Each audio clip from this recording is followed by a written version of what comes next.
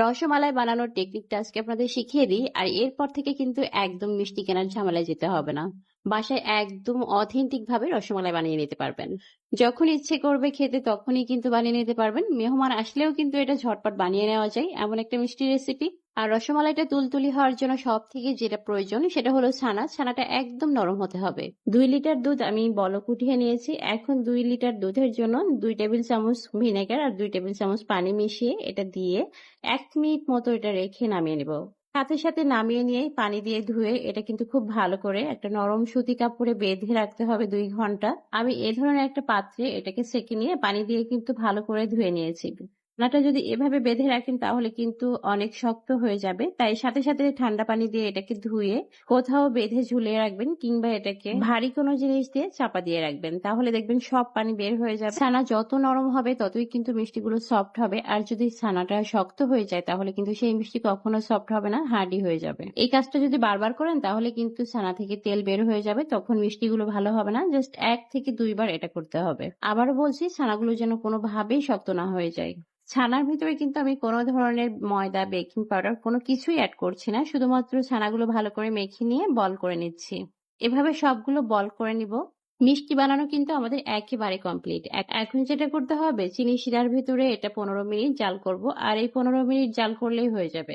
আমি এখানে 1 লিটার পানি নিয়েছি আর 1 লিটার পানির জন্য 2 কাপ চিনি দিয়েছি।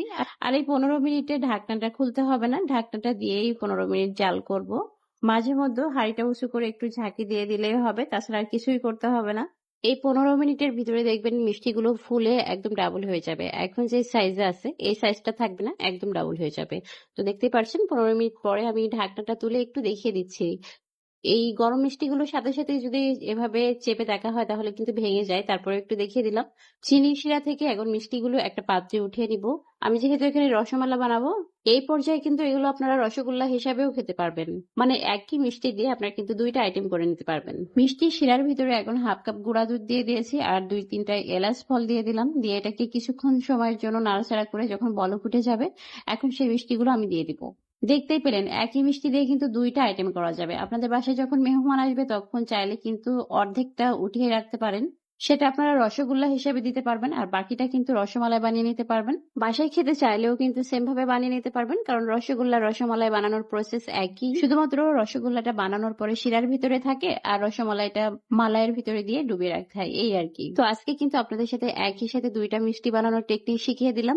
আর এই টেকনিকটা আপনাদের কাছে কেমন লেগেছে সেটা কিন্তু আমাকে অবশ্যই কমেন্ট করে জানাবেন। রেসিপিগুলো ভালো লাগলে কিন্তু আমার পেজ ফলো দিয়ে আমার সাথেই থাকবেন। যেসব আপু ভাইয়েরা আমার ভিডিওগুলো দেখেন, পছন্দ করেন, তারা বেশি বেশি করে কমেন্ট করবেন। আপনাদের কমেন্ট পড়লে ভালো লাগে এবং কাজের উৎসাহ পাওয়া যায়। আজকের মতো বিদায় নিচ্ছি। সবাই ভালো থাকুন। আসসালামু আলাইকুম।